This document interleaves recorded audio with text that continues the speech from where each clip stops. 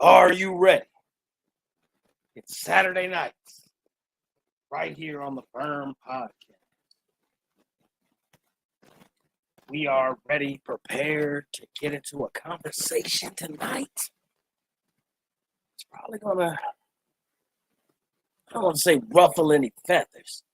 I think it'll iron out some things that need to be straightened. But it's Saturday night, the F.I.R.M podcast with your hosts, Flavius and Ulysses. Tonight's topic, soul ties. At a later time than usual, 9:30 Eastern Standard Time. Normally we're at 9 o'clock, but today at the F.I.R.M 365, 24/7, whether you're watching on YouTube or on Facebook, it's Saturday Nights Live. And I think you're going to want to tune into this show tonight.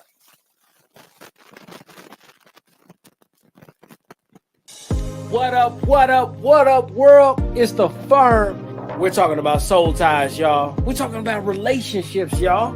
Were you ever in a relationship that was hard to let go? That left a mark on you? Were you in a relationship that you just couldn't escape? What does it mean to be a soul tie? Saturday Nights Live, right here at 9 p.m. Eastern Standard Time. We want you to meet us here. Is there such a thing as a soul tie? Or is it something else? Tune in to find out. At the F.I.R.M 365, 24/7, we're talking about soul ties this week. This Saturday, you don't want to miss this. There's some misconceptions, some misunderstandings, but at the end of the day, you want to be tied to this show right here, 9 p.m. Eastern Standard Time.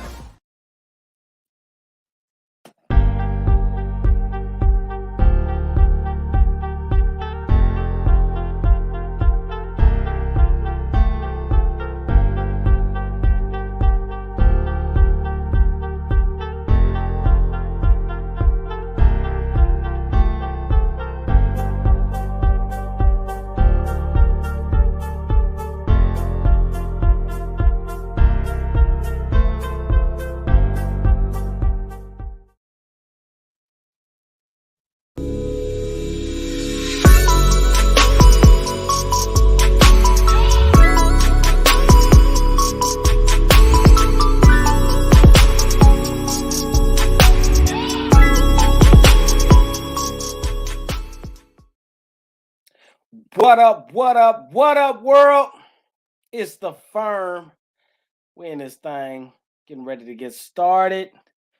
Y'all already know what time it is. You know what I'm saying? We in this thing, enjoying ourselves. Blessings to everybody who chooses to tune in tonight. This topic, I think, is going to be insightful. I learned some things. You know what I mean? Just preparing for this.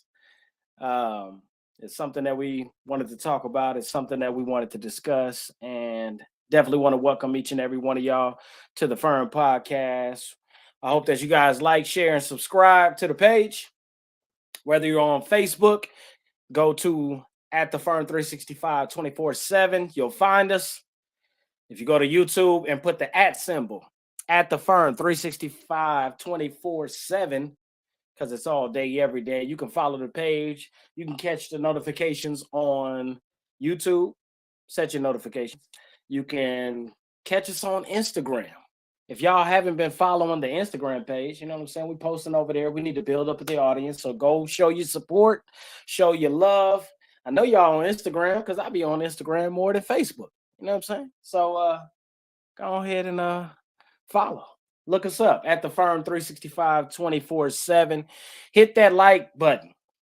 It helps us stay in the algorithm. You know, shows like this don't make it because we ain't always talking about tragedy. We ain't always talking about scandals. You know what I'm saying? We ain't always talking about things that other people talk about that keeps them in the zeitgeist. But we want to be a part of somebody's fellowship, you know what I'm saying? This statement that we stand by when we say firm is not only that we stand in firm, it's not only that we get in firm, it's not only that we represent what is steadfast, unmovable, always abiding, you know what I'm saying? That thing that lasts or outlasts what it ought to. But firm stands for the fellowship in righteous manner. It's a banner that we hold up. We believe that fellowship is what we ought to do. The Bible says, forsake not the assembling of yourself with the righteous. It don't say, forsake not the assembling of yourself at the church. It says with the righteous. So wherever you get your fellowship at, I hope that you're getting it, a piece of it from here too. It means a lot to us. How many people support us? Um, it means a lot to us. How many people pay attention? And chime in on the comments section whenever we're live, going live. You know what I'm saying? Because you guys make the show. It's the fellowship. I know some people are like, man, y'all podcasts don't seem like everybody else's podcast, but it's not supposed to be. It's supposed to feel interactive. When other people get involved, they're supposed to feel like they missed out on a conversation that was on the table when many of you guys are wiser than you used to be, smarter than you used to be, more experienced than you used to be, and you have a whole lot to offer. Your value has appreciated over time, even though the world is trying to convince you that you have depreciated over time. I'm here to let you know. The firm is here to let you know that there's still room for you at the table. Can't nobody take your seat because it's assigned to you. The Father gave it to you. And if you don't know what Father we're talking about, you know what I'm saying? Pick up a Bible, not just a book. Pick up a Bible. I know you guys noticed that my fellow co-host, you know what I mean? My fellow host Ulysses Vargas is not here today.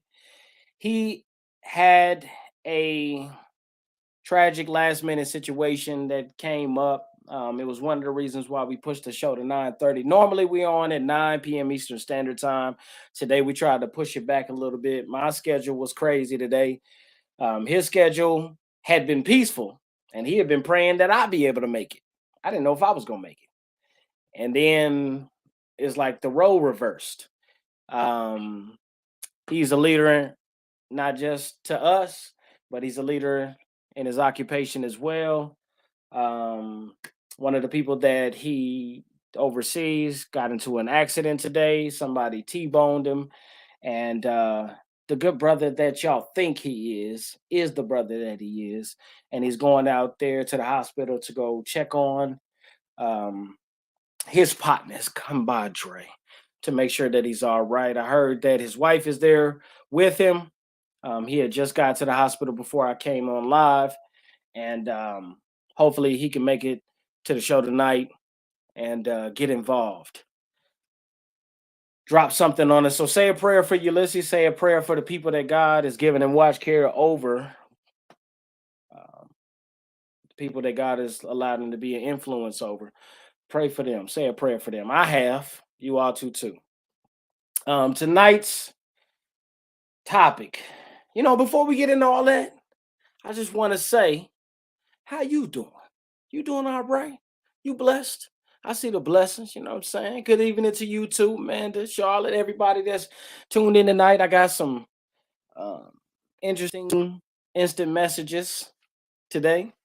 Over the last couple of days, ever since we announced that this was what we was going to be talking about tonight when it came down to soul ties. So I don't want to hold you up too long, but I'm doing all right. If you wanted to know, I'm okay. Um, Working a little bit more than I want to, but sometimes of the years, that's what it calls for. And if you want to push forward, you got to show up. You know what I'm saying? And so I've been doing that all week, all weekend, unusually. But either way, I'm doing well. I'm excited. And I don't really want to hold off too much. We got a lot to discuss tonight. We got a lot of talk about. There's a lot of misconceptions. There's a lot of misunderstandings. There's a lot of misinformation when it comes to soul ties. Um, a lot of people believe that they have they're experts. You know what I mean? They're wondering, like, I'm experiencing this thing. I know when they describe a soul tie, that's what I'm dealing with. But I know in the Bible, it doesn't say two souls become one. It says two become one flesh. So, some people are kind of just say maybe they're just using this term as a hot topic. It sounds good, so they're just making something up. Other people are saying, there's biblical reference for these type of things. Either way, they're affecting the lives of people worldwide. 2022 is the year that we're going to address this topic. I'm going to say some things that will challenge you. I'm going to say some things tonight that are going to make you think. Some things that you probably already knew. One of the things about many of us strong people out here in the world is just because you know something doesn't always mean that you're willing to face something, that you're willing to stand on something, that you're willing to accept certain things. But that's why we come together to fellowship, because together we are stronger. Amen. I ain't gonna get all churchy on you. Even though I'm gonna talk about some of the OGs in the Bible. But tonight, we're talking about soul ties, y'all. We're getting ready to talk about something that affects relationships worldwide. Matter of fact, we're going to take an inside view and not an outside stance. And we're going to say this might be something that you personally are dealing with. You haven't been able to overcome it. It's some part of some relationship still lingering that you can't let go of, can't get rid of. And even though we can identify it and put our finger on it, it's time for us to not just address it, but to bring some solutions to it. So, with that being said, I want to welcome each and every one of you tonight to this later viewing at 9:30. I want to welcome you all to the F.I.R.M podcast. Be released from that anger, resentment, and bitterness. That's evidence. Our context on it, and it kind of changed the definition. Convinced himself that he's sufficient for himself. I love discipleship. Why I love mentoring. The us and the us and them is ever growing.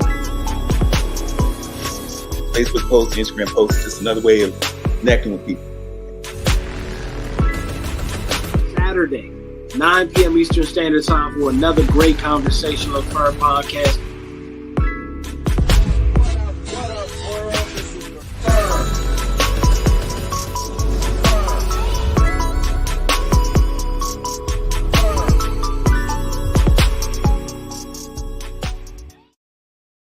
As I said, soul ties. That's what we're talking about tonight. I know y'all like, man, Flav don't know nothing about no soul ties. He ain't been through nothing in life. You know what I'm saying? I'm only 40 years old and been married a few times and been in a lot of relationships. And, you know what I'm saying, from the adolescence to the adulthood. If I'm single right now, then obviously there were some things that I didn't understand about the inner workings of how to make it work. So I'm always in a learning state constantly. I'm stuck in that mode. It doesn't matter what plateaus I stand on or reach. I'm always learning at that place. There's always something more to gain when you really looking for the victory, when you believe that it's within reach. So tonight, I want y'all to share some of your thoughts. You know what I mean? Go ahead and get it out right now in the comment section while we're live. Tell me what you think soul ties is all about. What have you heard? You know what I'm saying? As I curate this conversation, you know what I mean? Obviously, we're going to go somewhere. And the one thing that you have to know, if you decide to sit at this table of fellowship, is that at the end of the day, we're going to talk about whatever we talk about. Ain't nothing off the table. We're going to discuss it however we discuss it. There ain't no right or wrong way to say what you feel, you think. However, at the end of the day, we are going to convene this fellowship with the word from the righteous, by whom we are righteous. and that characterized this fellowship. So I just want to start off soul ties. If you look up the general definition or the explanation of what soul ties is, it's an intense spiritual connection between two people. Could be more, but generally, intense spiritual connection between two people that results in a mutual learning experience. Some people say it results in turmoil, headaches, migraines, stress. Um, that's a part of it too. All those things that I just said are something that you have to experience. So at the end of the day, what can we learn from these things? What's happening? What's happening, sir? Glad that you could join us tonight. Tell a friend, share this on your social medias and all that good stuff. But the concept of a soul tie has gained steam 2022 on social media, whether it's on Instagram, TikTok, Facebook, in your local church. Somebody's talking about soul ties, trying to help you understand them and trying to help you get free. But there's really only one answer to getting free. You know what I'm saying? Bible says faith without works is dead. So not only do you have to believe, but you got to act. But it's gaining steam nowadays, you know what I mean, amongst populations. Um, the baby boomers dealing with it, the Generation X dealing with it, Generation Z is dealing with it. You know what I'm saying? These are just categories for the generations of the earth today.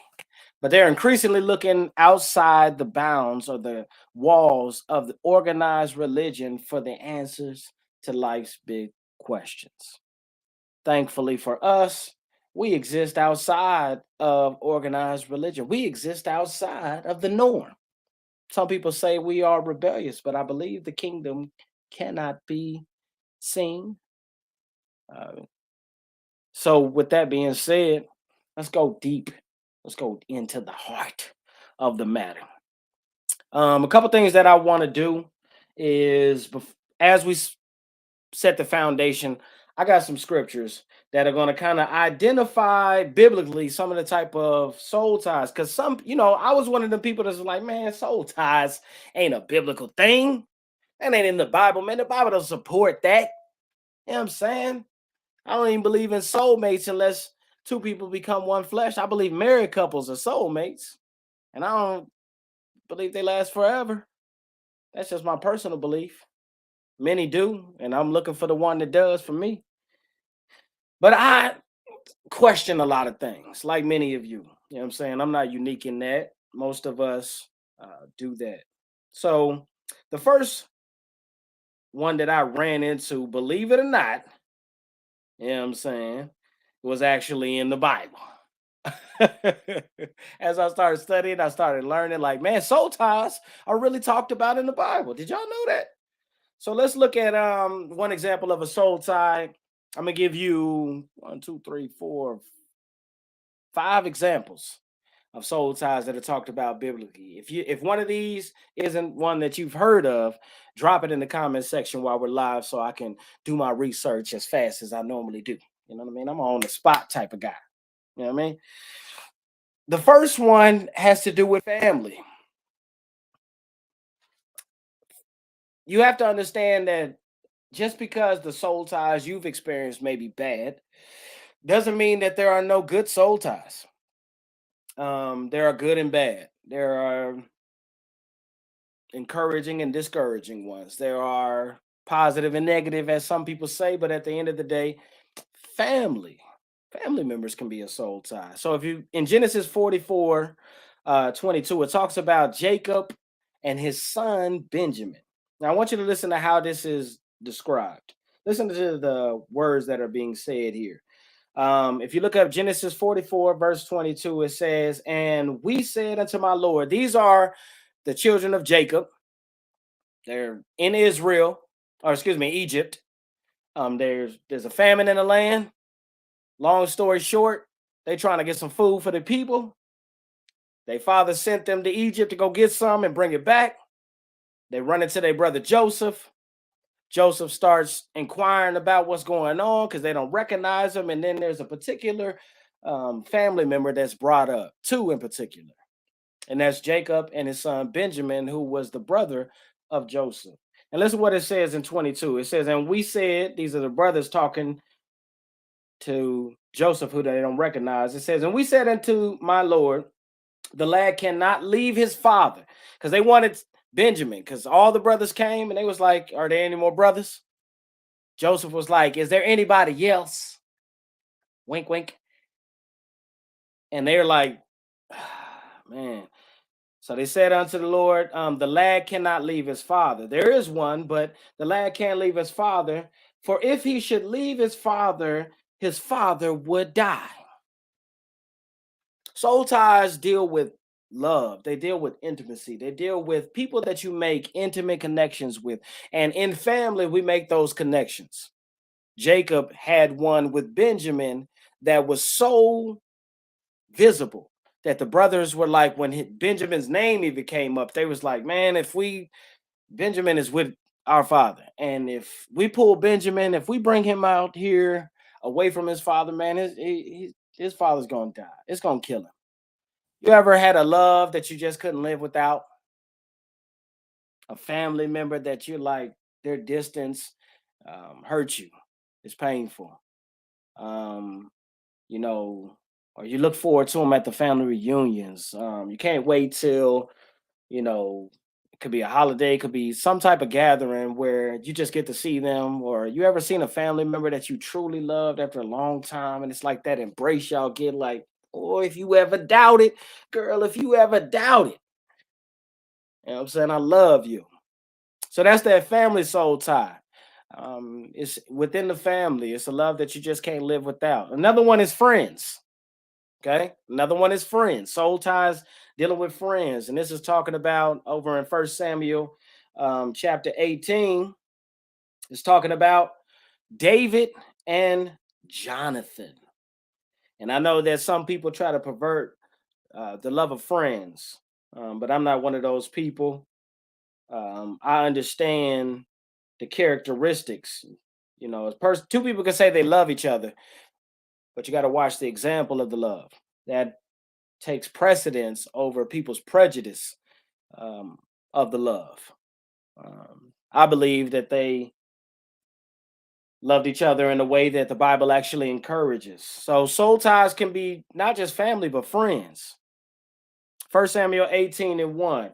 It says, and it came to pass when he had made an end to speaking to Saul, that the soul of Jonathan was knit with the soul of David, and Jonathan loved him as his own soul. Y'all ever heard the scripture, love your neighbor as you love yourself? That's what David and Jonathan had. They loved each other. Jonathan loved David like he loved him on his own self. And we're encouraged to love that way. That's to me, these are examples of good loves. You know what I mean? Sometimes when you love your family member and you can't live without them, sometimes you make sacrifices that are necessary to be with them. As a father, I do that with my children. I do that with my brother. Me and my brother recently reconciled some things, and a lot of people didn't even know that me and him hadn't talked for months. You know, they had no idea how many days and nights my heart ached not being with him, not reaching out, being so angry at him, and that I won't even pick up the phone and try to reach out when that's my nature, my character. I'm kicking against my own self. And we just recently, you know, had a 2-3 hour conversation, our first conversation. And I would say what we're gonna be doing for his upcoming birthday, but it's a surprise. I'm glad to be a part of that. And I got invited to the surprise just based off of what's been told about my love for my brother. Now, here it is, two men who are not physically related, blood related, and they're able to do something that most of us find it hard to do when the Bible says, love your neighbor as yourself. But that's a soul tie too. So how can all soul ties be bad if God is telling you to have them? Another one is the love of leadership.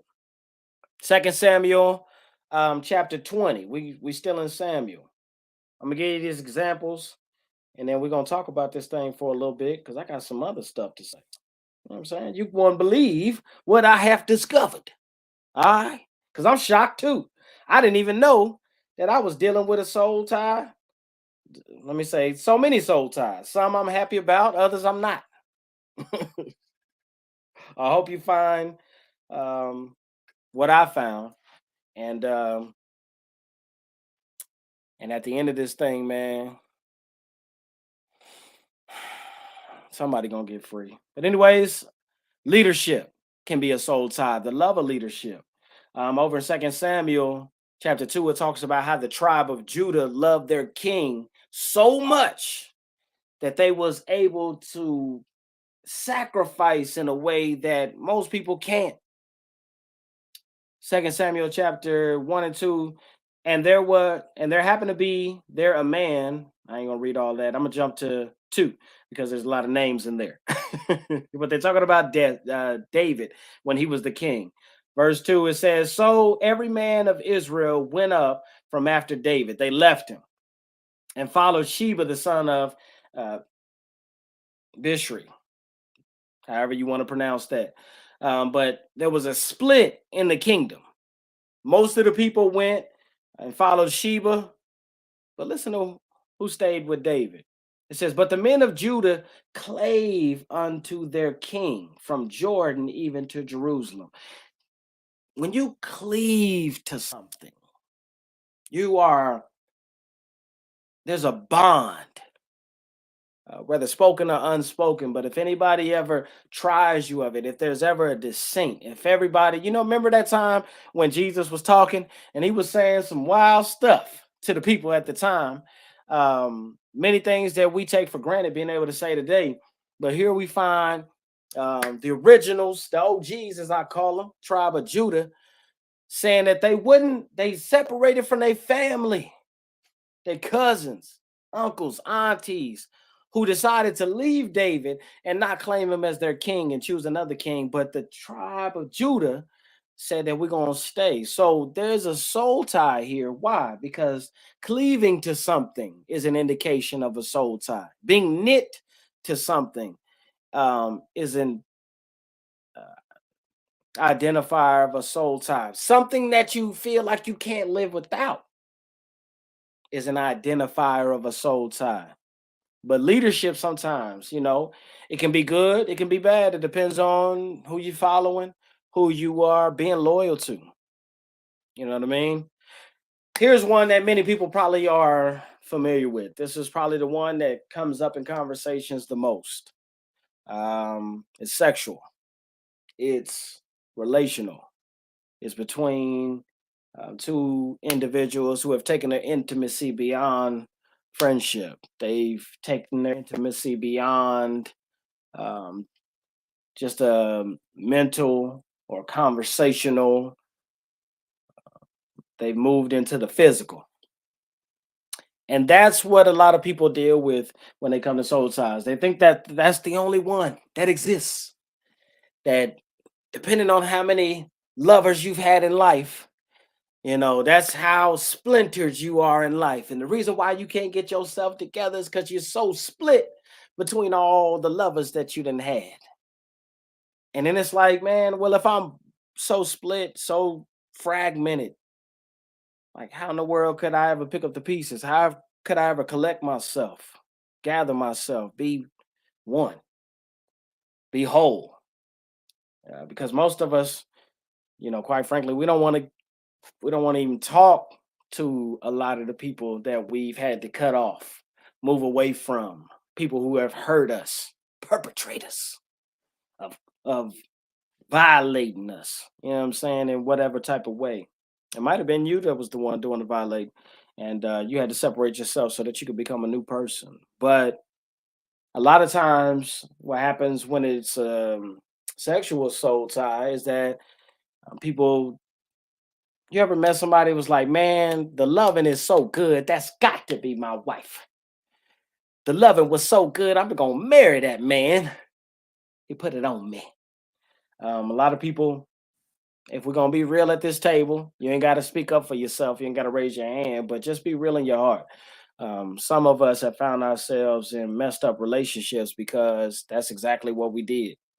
Um, we socialized with them, we kicked them with them, we vibed with them. The conversation was good. They made us laugh. They flattered us. We flirted. We laid down together. It was magic. And I think that's my forever love.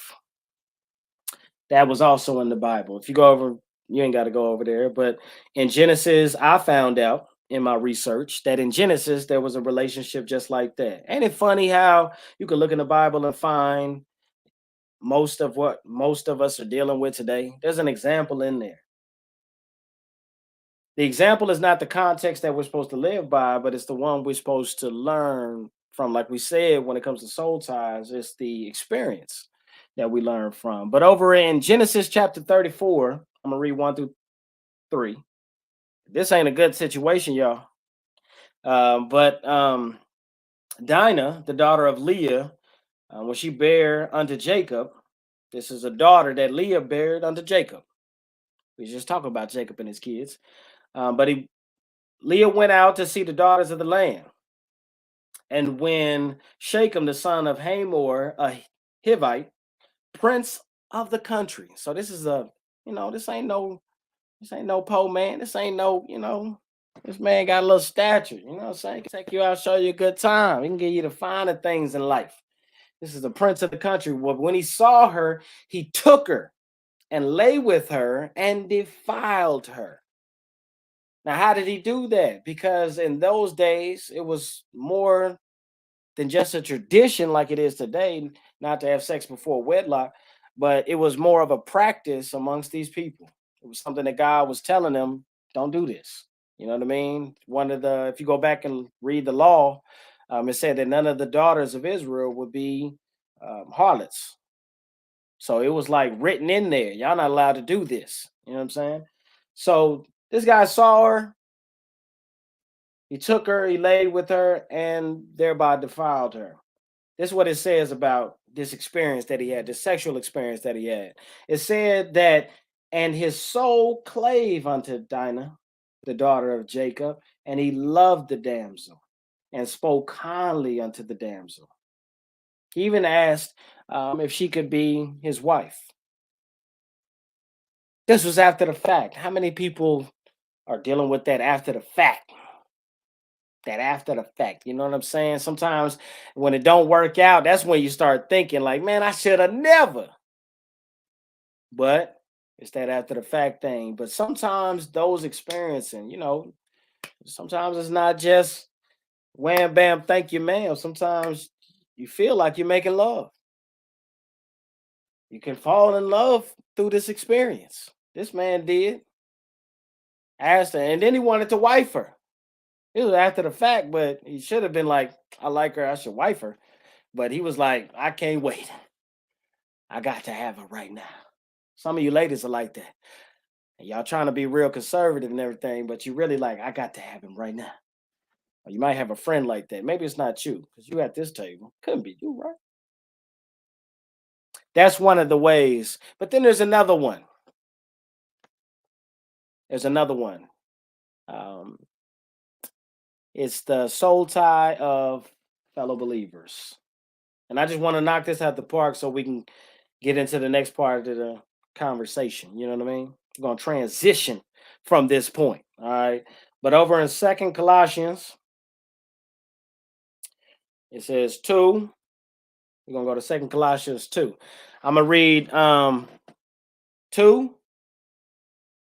And then I'm going to read 19. All right. Second Colossians 2. I was jumping straight to that. They're trying to take me straight to it because I was doing my research. Don't try to take me straight to it. But Second Colossians 2 and 2, this is talking about soul ties of believers.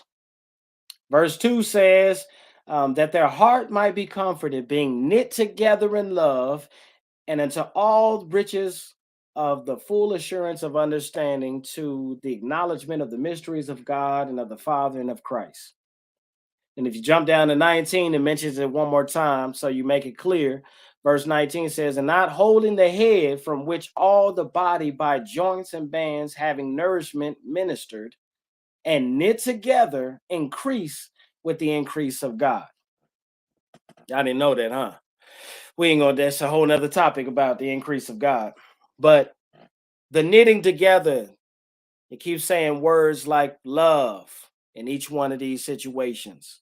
Soul ties has a lot to do with love. You know, they say love is an action word, and it's a lot of the actions that we take that create the soul ties. Some of them are good. You know, your love is producing something good. Sometimes you beat yourself up because your love produced something bad, or your love had you knit, connected, couldn't live without. You loved it like you love your own self. Maybe they was somebody you looked up to. Maybe it's somebody that you laid down to too many times and it was too good and you just couldn't escape. Or maybe, you know, it's like fellowship. You know what I mean? Um, One is a love you can't live without. Love your neighbor like you love yourself. The love of a leader. Love born out of sexual encounters. And then the last one is a love from fellowship. You know, fellowship is that mutual, supportive, respectful, and is characterized by togetherness, you know, like here. So if this is a soul tie, then which ones are bad? Because we couldn't be good. I mean, we couldn't be bad. We got to be good.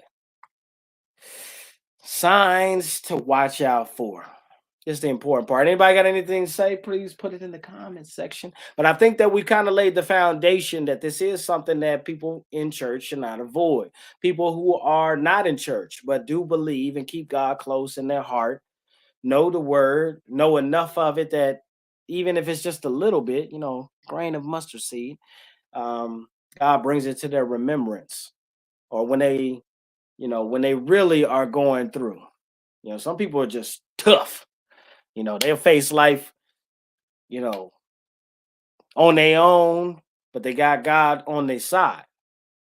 Um, but sometimes we can find ourselves leading ourselves into situations when love is involved, where, you know, how they talk about love is that illogical, emotional, intimate place. You know, love don't always make sense. Um, the way you express it don't always make sense. There wouldn't be 1,000 books about love or 1,000 love stories or love movies if it was just one way. You know what I'm saying? But these are some things that are important. These are things to watch out for because whenever your heart is on the line, that's when the devil tries to come in.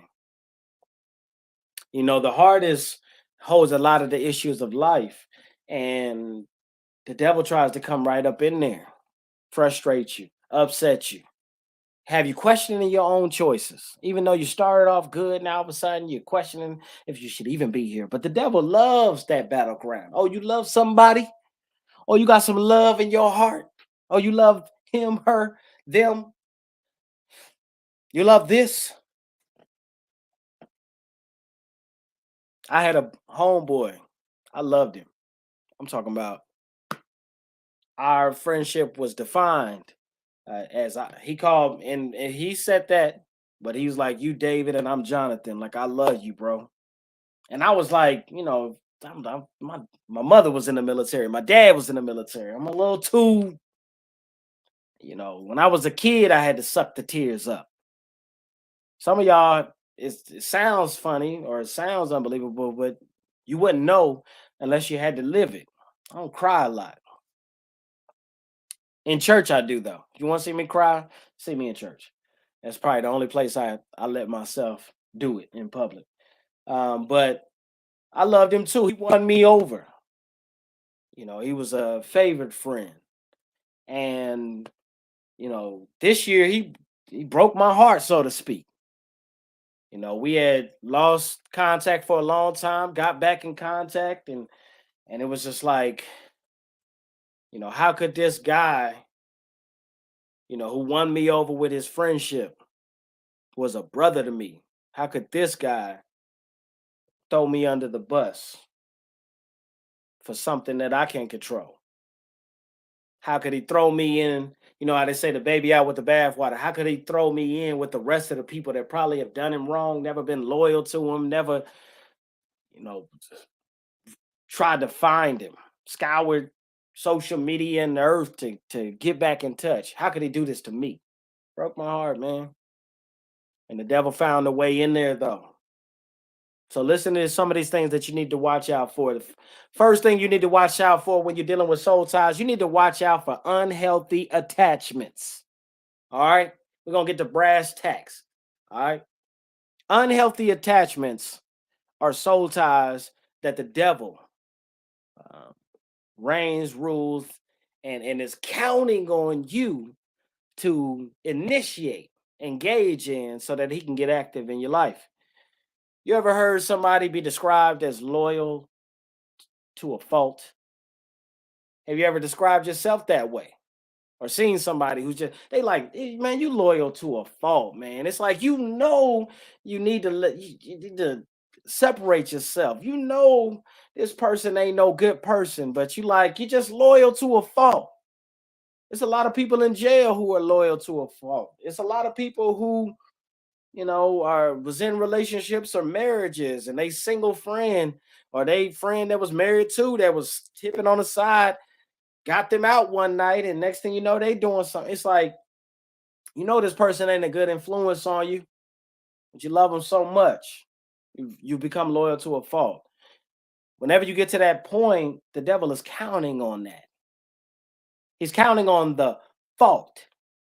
He's banking on your loyalty, that you won't walk away, that you won't leave, that you'll stay there even though you see the fault.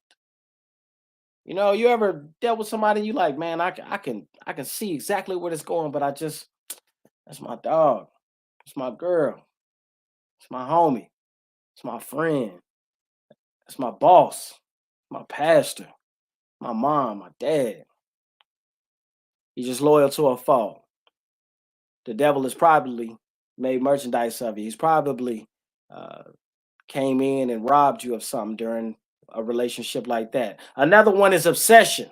Watch out for obsessing over people. You know what I mean? I got this verse and I had to write it down because I'm not going to sing it. You know what I'm saying? Even though when I'm in the car, motor mouth, and I be thinking I can hit all the notes. Shit, right? Oh, no, I ain't going to do it. It's Maxwell. Maxwell has a song, and in the song, it's talking about letting something go. It's an old classic that resurfaces from time to time. TikTok, it resurfaces on there. Instagram, you probably heard it lately, but the verses or the part of the passage of the song, it says, I should be crying, but I just can't let it show. I should be crying, but I can't stop thinking. All the things we should have said that you never said. All the things you should have done that you never did. Always said, I don't know what I should be feeling. Oh, darling. And then at the end of the song, he says, make it go. Make it go away. It's like you're obsessed. It's on your mind. You know what it's doing to you, but you just can't let it go. You're still waiting for them to show it. They on your brain all the time, whether you with them currently or they're somebody from your past. They just always keep popping up on your mind, and you just think about them. Maybe you're tipping on social media, going to see what they're doing and talking about, seeing if they in a new relationship, see if they done moved on without you, see if when they mention, they died, they day ones, if they mentioning you. That obsession. When the devil sees you obsessing, that part at the end where he says, make it go away, the devil will catch you in the desperation of your obsessions. And what'll happen is your obsession will begin to depress you. Because the thing about obsessions is they never stay the same size they started when you started thinking about it. You know that song that you heard on the radio? Every now and then you might sing it a couple times, but then you just move on with your day and get on in there. But then out of the blue, you're sitting somewhere and that you sing the lyric of it, or you whistle the song, or pops up in your head. It's because you obsessed over so long that it took up space. You gave it real estate. It'll set up shop in your mind. And the thing about obsessions is they get bigger, they weigh, and that's how depression starts. Depression is when something is so heavy that it begins to weigh you down. Obsessions automatically can depress you by default. And the devil knows that. He's counting on you not knowing that. So when you obsess over someone, a loved one, the devil is hoping that that soul tie can be used against you. Keep that in mind. The next one is imitation. You ever been around somebody so long that you start talking like them, whether they with you or not? Somebody it could be somebody that you can't even stand. You so glad they out of your life, but you find yourself somewhere else talking, and it's like the words that they say are coming right out of your mouth. The things that you talking about, your attitude, your mannerisms, your speech patterns, all these things just seem to mimic imitation. When the devil can get you on that, man, you sound just like them. You ever heard somebody like you the quiet one, but your friend over here, your girl over here always like, they better not try me. They already know. They know not to try me. And you ain't never even talked like that. Then all of a sudden you find yourself somewhere, see yourself getting tried, people picking on you or whatever, putting too much on you. Next thing you know, y'all know better than they know better than not to try me. They know not to play with me like that. And it's like you saying and mimicking the speech patterns and mannerisms of somebody, the attitude even of somebody that may or may not even be in your life anymore. Those soul ties leave marks on you. Anybody ever left a mark on you? Maybe you couldn't pinpoint what that mark was, but it's like every now and then you're like, Lord, am I possessed? Has the devil? What's going on? How did they words come out of my mouth? Why am I acting it like them? You can't be filled with the spirit and the devil. So what's really going on? You're imitating something that was so near and dear to your heart. And the devil knows that heart issues, love issues, they deposit deep. Even when the people are gone, that experience stays with you and it can come right up out of you. Another thing is binding. Watch out for binding, y'all. Whew. Choosing to stay when you have plenty of reasons to go. Abusive relationships. You know that man almost knocked you unconscious, broke something, bruised something, embarrassed you in front of your family, your kids, your loved ones, your circle. But you so bound to them. You're binding yourself. You know they're giving you every reason. They even telling you behind closed doors. Well, if you don't want to be here, you don't like how things are, get out. You can leave. It could be a woman. Yeah, I don't need you. You know what I'm saying? I could do bad all by myself. You need to, if you don't want to be here, you could just go. You ain't got to, ain't nobody forcing you to be here. But you choose to stay. And you try to explain it to other people. Other people are like, why are you still here? Why are you staying there? You know this person talks down on you all the time. They dog you when you're not around, behind your back. People act weird when you show up around them or with them because they done been told so many bad things about you.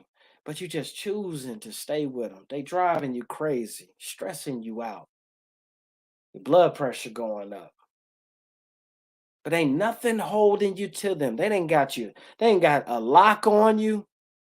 They ain't got you, the whole ball and chain that they used to say back in the day. You ain't chained to nothing, but your heart is.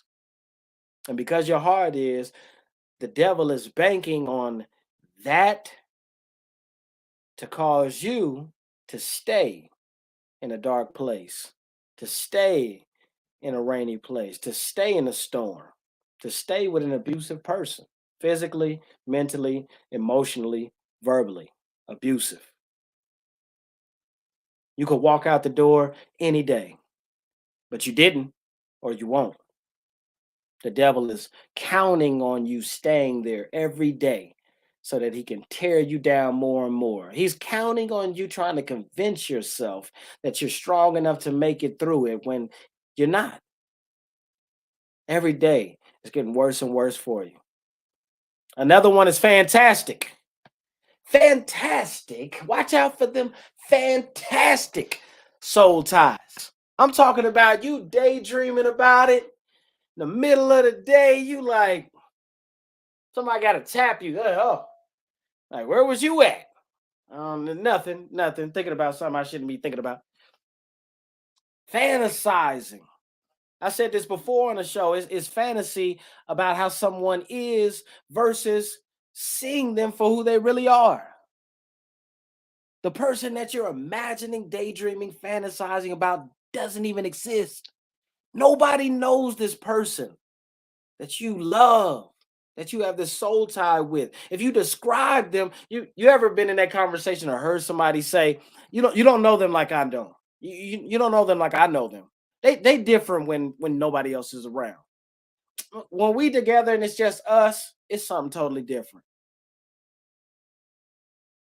A lot of times, if you really investigate, put the magnifying glass on the facts, a lot of times those are daydreams. Those are fantasies. They want to believe a person is a way that they really aren't. The devil is counting on you so that they can, it's like Mary Kay, it's like cosmetics. I know some of y'all like, oh, they got fake hair, fake nail. I would never talk to no girl with no fake hair, fake nails, fake eyelashes, BBL, fake body parts. Some of you women, I never talk to a man with fake knees and implants and enlargements and, you know what I'm saying, and toupees. I never. But you're dealing with somebody who got none of those things, but they got what you're thinking about, your fantasy, covering up all their faults, making them look a little bit better. Your daydreaming and your fantasies have become a filter in your mind. They look glamorous to you.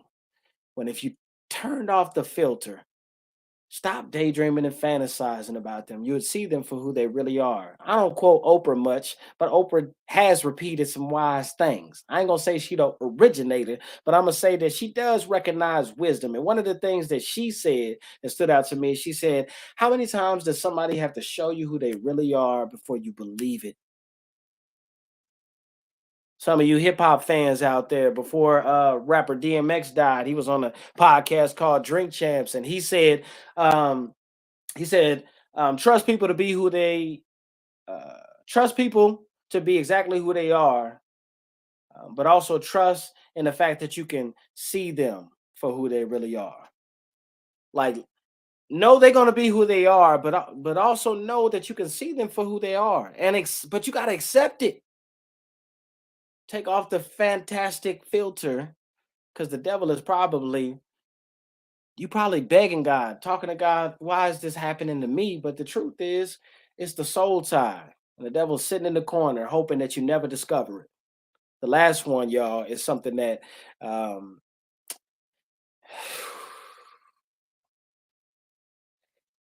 charmed soul ties. Exactly what I'm saying. I don't mean the charming. I don't mean the flattery. I mean literal charms that people are keeping, holding on to. Um, they're cherished items that invoke a desired connection. The person isn't even in your life no more. And you're like, why am I still tied? Why am I still dealing with this soul tie with this person? Why? I just can't let them go. I don't think about them. I distract my mind. I got a whole new circle. I done moved to a new location. I'm in a whole new situation. But why can't I let them go? Sometimes you got to go look in that box in the closet that you ain't looked at since they left. And you know, when you pull it out, there's going to be maybe a watch or a bracelet in there, maybe a ring in there. Maybe you kept some of their kept some of their undergarments. You know, some socks in the corner of the closet. Maybe it's some photos that you just can't delete out of your phone. Maybe your social media, if we go to the bottom, way down, years into your photos, maybe you still got the photos of them up. You might have tattooed it on your body, got their name on you. Maybe you got this that's first, second, and last. But these are charms. Maybe it's that ring they gave you that you never get rid of. It's just you tell everybody it's just part of my jewelry. It's just some old photos. I remember one time somebody near and dear to my heart and my family. I'm talking about this is years. Everybody involved have never even seen this person.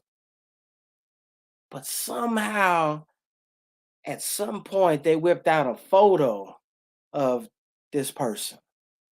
It was tucked away somewhere deep. And when it came out in the relationship, that was the first thing they had to go. And it can seem hard. It hurts when you let go of charms. There's a reason why it's called a charm. It's a cherished item. It's got sentimental value. People just don't understand why you hold on to it. It could be the blanket on your bed. It could be something that you truly love and somebody that almost destroys you has left behind and you holding on to it. If the devil knows that you got it, that's probably why you're dealing with the soul ties that you're dealing with. That's probably why you just can't move forward. It's like a totem. It holds a desired connection. It don't even represent all the reason why you're not together. Because if it represented that, it'd be a torn picture. Y'all know in the horror movies where they poke the eyes and stuff out, something's wrong. Something crazy up in here going on. The ring ain't broke. You're keeping it almost in the same condition that it was the last time you left. It could be a room in your house that you avoid. You don't touch it, you don't change it. It looks just the same. These are charms that the devil is hoping that you hold on to so that you stay tied. The soul tie is your heart. Your love can't move on because it's tied to so many different things. A fantasy, something that you won't let go of, even though you have more than a reason, more than enough reasons to. It's something that you're obsessing about. Nobody knows it's your secret obsession. That husband it's been gone for years, and if they were still in your life, things would be miserable. But you're like, man, misery loves company. I'm miserable without him. You'd rather get back into the misery just so that you won't have to have your love unfulfilled. The devil is banking on that. He's hoping for that. Dodie said things can become idols and people not realize it. That's right. That's a fact. You never know it. It's monumental. But it's got your heart tied. You can't move on. And you're trying to figure out the connections. Well, I need to go back and try to pick up the piece. I need to gather myself. I need deliverance so that I can. I done been with too many people in my life that wasn't good. And if they were good, they'd still be here. So since they're not here anymore, I need to be loosed. But you still praying and got the same charms and things that they gave you.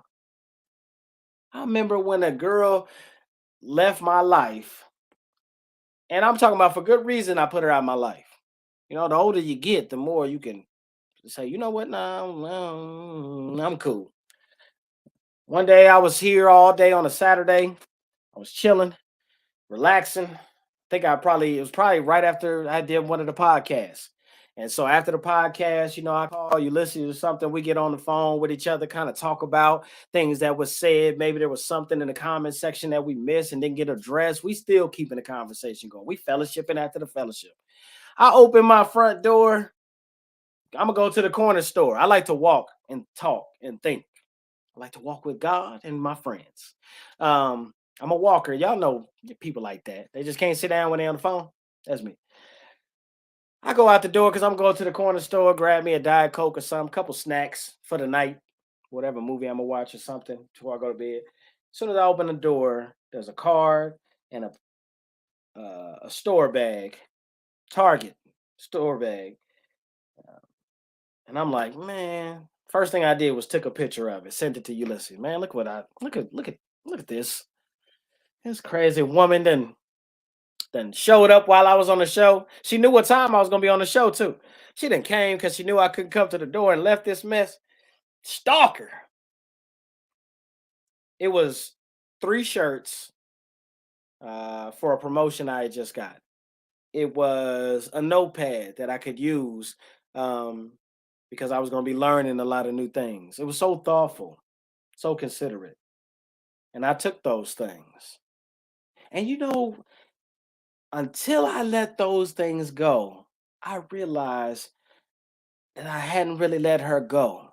And without understanding it like I do today with this conversation we're having, she had given me charms. A charm can be more than what you think. It ain't got to be no crystal, no stone, or nothing.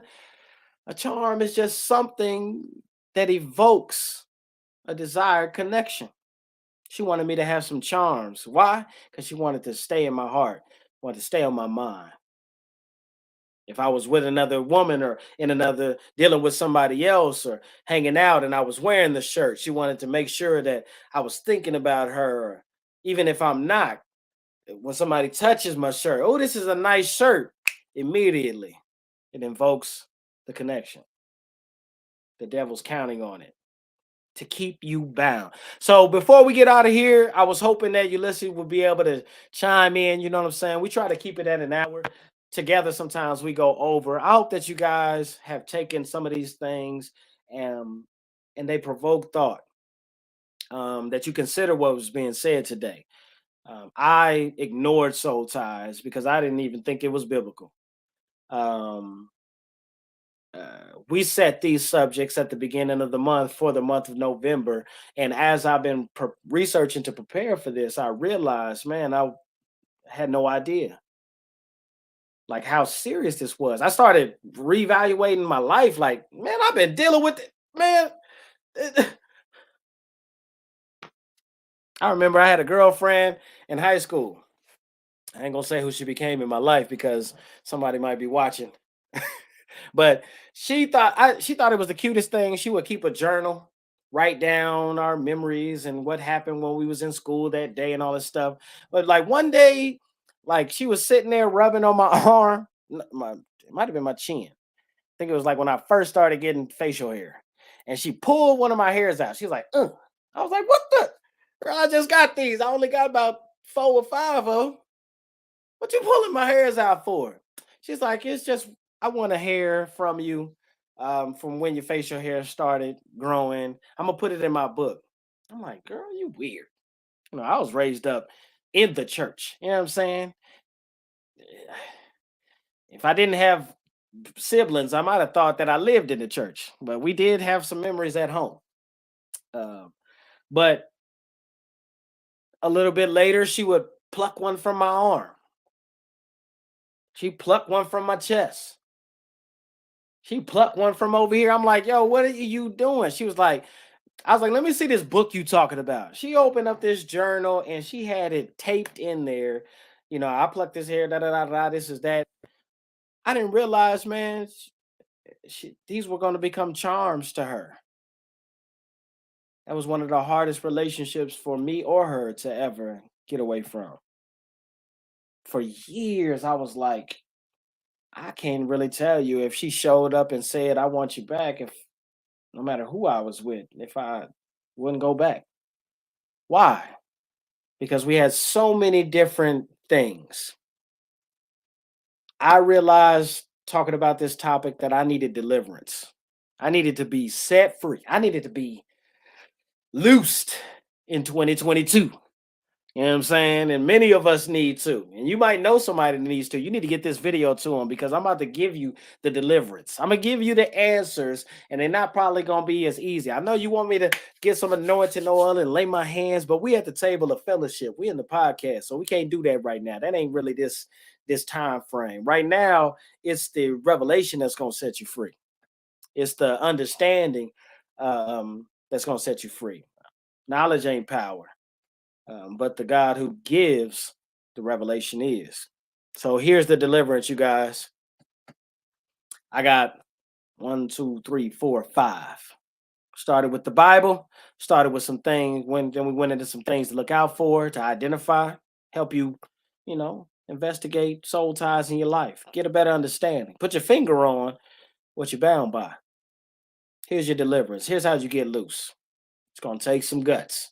You're going to have to be firm, solid, to be able to perform these things. This ain't for the weak. All right. So number one, before we get out of here, I'm giving to you quick. Number one, you have to realize your part, meaning that you have to own your part. You will never get free from your soul tie with a victim mentality. And I'm not even saying downing anybody who has been a victim and mentally it has affected you. And we say it like a cliche, you got a victim mentality. That means somebody is troubled in the mind. If you can say that about somebody, you need to be paying attention. Their mind is troubled. You're not saying that they're a victim. You're saying their mind is wounded. So here's some of the piece. You have to own your part in order to truly repent. What does that mean? Have a change of mind, a change of heart, to loose that soul tie. You got to own your part. You got to realize it and own it. Remember what you did. Know what you've done. Maybe you've kept some things. Maybe you're obsessed about some things. Maybe you couldn't live without somebody. Whatever it is. Maybe you've been in an abusive relationship and you know it's you that just won't walk away. You're holding on. You're the glue that binds you to it. Realize that.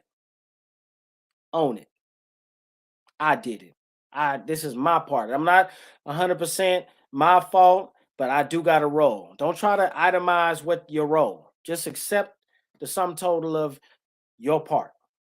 And then what you do after that is you relinquish your actions. Okay? You realize your actions, your part, and then you relinquish your actions, meaning that you forgive your choices. Some of you have a hard time forgiving yourself. So I want to give you a good starting point to the finish line of truly forgiving yourself. Forgiving yourself may be the deliverance or maybe the breakthrough, but the deliverance has to happen in order to get to the breakthrough. So once you realize it, forgive your actions, forgive your choices. You made the wrong choice. You stayed too long. You obsessed too long. You held on to too many charms. You fantasized. You gave them that mental filter. You covered them in your mind. I don't want to see the ugly in them. I'm just going to see them as the good in them. I'm not gonna look at what they do daily. I'm gonna see the potential. Forgive yourself for making those choices. They weren't good. They didn't lead to nothing good. But forgive your choices. God does. So until you can forgive yourself, forgive the choices that you made. Start with one choice and then just move down the list of the choices that you made. And eventually, when you get done crossing off all those choices, guess what? You'll have forgiven yourself. The next thing you need to do is release your perpetrators. I know they did. I know. I know. You love to hate them. I know they deserve to be talked about. Somebody got to tell what type of monsters you dealing with. Somebody need to know before somebody else get to them. And they do the same thing to somebody else that they did to you. I know. But listen, You got to release your perpetrators. It's not doing you any good, not extending forgiveness. When you release the ones that did you wrong, when you release someone who you've been obsessing about, been on your mind, when you release your soul tie, your perpetrator, someone who victimized you, illegally used you, violated you, it's not an easy thing to do. But is it any easier walking through life with that soul tie? I mean, what do you have to lose? Try this. Release your perpetrators. Extend forgiveness. You ain't got to go to them and say, I forgive them. Sometimes God will give you that opportunity to tell somebody that you forgive them. Sometimes He never will. Forgive them in front of God. Just tell God that I know what they did, but I'm so sick of being bound by this. This woman, that woman, this man, that guy. They was just like the last. She was just like I thought she'd be. Forgive them. Release your perpetrators. Second to last thing you need to do is renounce your vows. You need to renounce your vows, meaning verbally declare that you have no more claim, no more tie, no more right to that person. They're not your ex. They're just a person now. They're not your this. They're not your old love. They're not yours in any way. What the words that you even said about them, I'll stay with you forever. I'll never leave you. Whatever vows you said, just like we pledge allegiance to the flag, you got to turn around and reword that and say, I denounce my allegiance to this leader, to this woman, to this man, to this memory, to this fantasy, to these charms. I renounce it. Verbally declare, say it out loud. Don't say it in your mind. That's where the warfare is happening. You might get lost in the gunfire. Might get lost in the stress. Say it out loud. Even when you starting to feel the depression of the obsession, just say it out loud. Like I totally declare I have no more claim over this person. They're not mine. I have no more right to this person. We're separating. The tie, the thing that binds us, I'm breaking it verbally. Say it until you believe it. Renounce your vows. The last thing I want to tell you, Dodie said, amen, forgive, move forward, and never look back. Lot's wife looked back when she wasn't supposed to. And what happened? She got tied to the location that was destroyed. She never left the place where the destruction was. And many of us that ought to be the salt of the earth, not a pillar of salt, but living salt, we're standing still, giving ourselves credit for being salt. You look just like Lot's wife. You ain't moving. You're not living. You're going through the motions, but you're not going nowhere. Like Dodie said, you're not moving forward. Renounce those vows. And the last thing I want you to do, this is the last thing I want you to do. You got it? Because if you don't do this, none of this other stuff even matters. You can realize your part and own it. You can relinquish your action and forgive your own choices. You can release your perpetrators, extend forgiveness. You can renounce your vows, declare openly, it's over. That's not mine. I have no claim, no rights to that person. Don't even put the word my in front of anything to do with them anymore. You can do all of that. But if you don't do this last thing, it'll all come right back. You have to remove all charms, meaning that you have to get rid of all your keepsakes, all those things that have that sentimental value. It's like, you should throw it away, but you just haven't been able to. The reason why you haven't been able to is not because you're stupid and you're dumb and you just don't know better. You don't know what you're dealing with. You know exactly what you're dealing with. You can't let it go because you're tired. And the devil is hoping that you keep it somewhere. You can move on in life, remarry, go to a new job, get your mind on healthy things. All of a sudden, one day you'll be spring cleaning around your house. Maybe you'll be looking for something that you know was somewhere, but you ever knew something, you left something right there on the table. Now it's not there, and you're looking everywhere it couldn't possibly be. You don't know why you're looking under the bed. You don't know why you're looking through your clothes drawers. You don't know why you're looking in the medicine cabinets and the through your dishes. It couldn't possibly be in there.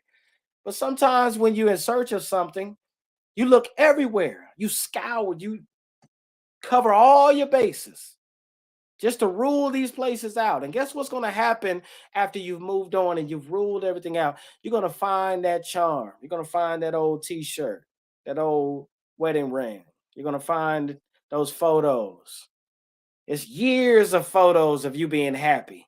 One day you're going to scroll all the way to the bottom of your social media, your Instagram page, and you're going to see that day you was with that person. You got to let them go. You got to remove all the charms, all the keepsakes. With that being said, y'all, Ulysses, man, I'm gonna be if it wasn't for a good reason, God knows that we love those that He brings into our lives, and it's commendable to see a man that I respect um, sacrifice something that is the fellowship. You guys are near and dear to Ulysses' heart, man. If I miss a day, he gets on me. If he misses a day, does he miss a day? I don't know. But if he does, he can't stand it. Y'all seen Ulysses in the car going cross country, mad because he losing connection. When everybody knows you're gonna lose connection, but he loves y'all.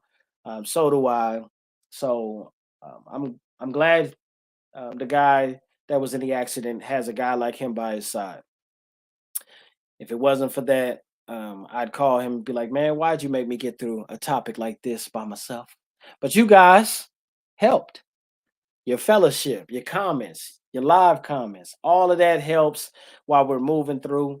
I'm hoping that there was something that was said that was coherent. I hope something was said that you like. Hope you share this video, comment. I'm probably gonna have to watch this back just to hear all the stuff that was said myself, because it's now that I know that God wants to free us, and now that I know some of the tricks of the devil, the Bible says that we're not supposed to be ignorant of his devices, the things that he tries to keep us trapped with. And as knowledge increases and people get smarter, and you got the spirit in you and the spirit of discernment in you and everything, the devil's got to be crafty, sneaky, tricky. He can't do things right in your face anymore, because you'll be the one that catches it. You'll be the one that can't catch it, and God will catch it for you and reveal it. So he got to be clever. He got to set the landmines with the charms. He got to get real estate in your mind. Got to get you to be loyal to a fault. Ignore what it is that you know that you can see. It's got to take you through all these things. But I'm hoping that the last things that we talked about bring you the deliverance that you need, that you can finally get free of the soul ties. Forgive yourself. You know what I'm saying?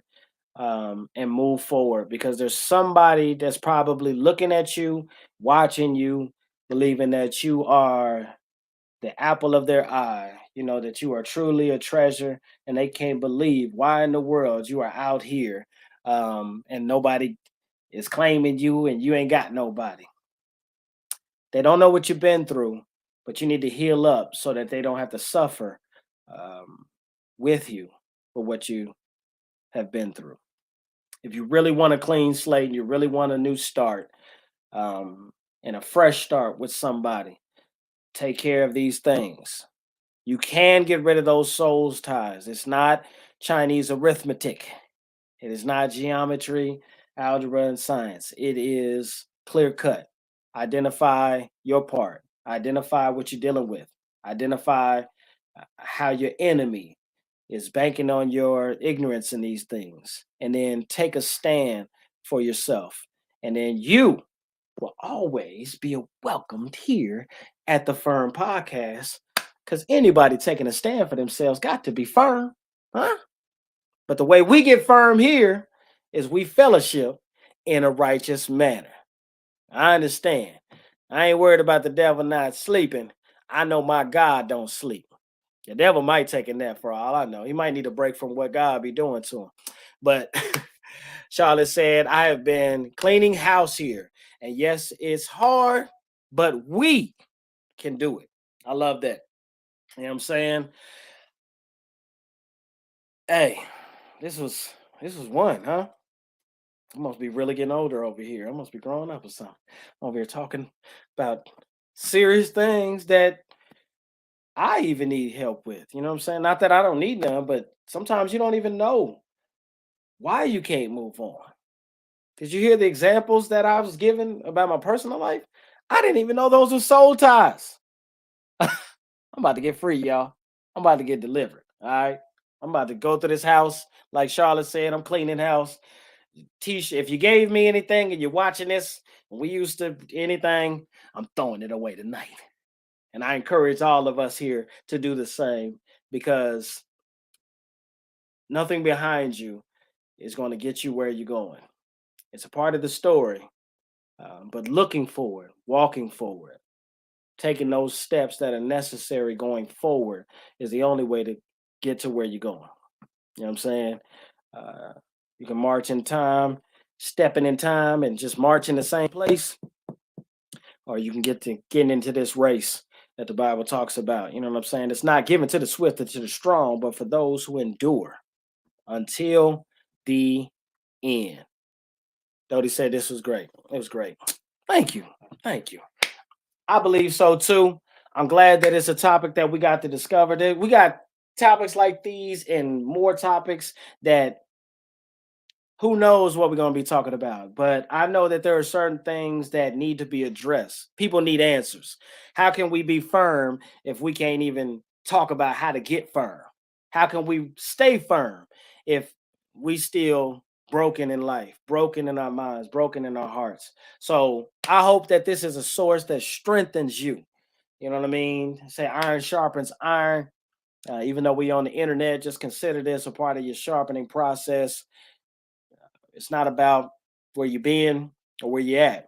It's about where you're going. There's a reason you still got the breath of life in your body. And if you are a living soul, then you shouldn't be tied to anything that isn't bringing you closer to your God. With that being said, I'm going to get up out of here, y'all. It's been great. I've enjoyed it. I really have. This has been a good one. So till next time, the next one is not going to be as intense. It's not going to be this deep, but it's going to be just as relevant and just as necessary, because there are some people in the church, there are some Christians that, they being fake out here, y'all. They are being, and I don't mean two-faced fake. I mean physically and literally fake. And I don't know how to feel about it. I don't know how you feel about it, but guess what? We're going to talk about it because it's on the rise. All right. One of my mother's favorite preachers. It's gonna come up in the conversation. All right. So be there. It's not to tear anybody down, but we're gonna have some laughs, but we're gonna discuss some serious things as always, because it's all about being firm, and we can only be firm together. So I hope that the soul tie that you continue to keep is the one that I talked about at the end, which is the soul tie that is a fellowship with other believers. Don't forsake yourself. We respect each other. We support each other. It's togetherness that we need to embrace, not just practice, but it's more in your nature if you're a part of the body. And talking about the body, you can come to the United Body of Christ tomorrow. You know what I mean? It's going to be on the page for the United Body of Christ. Let me put the link up at the bottom so you know what I'm saying. Just like the United States of, it's the United Body of the one and only Christ. I don't know if you know him, but if you tune in tomorrow, you're definitely going to hear a word from him, a word from his spirit, a word from his father, an example of his people that will help propel you further in your journey.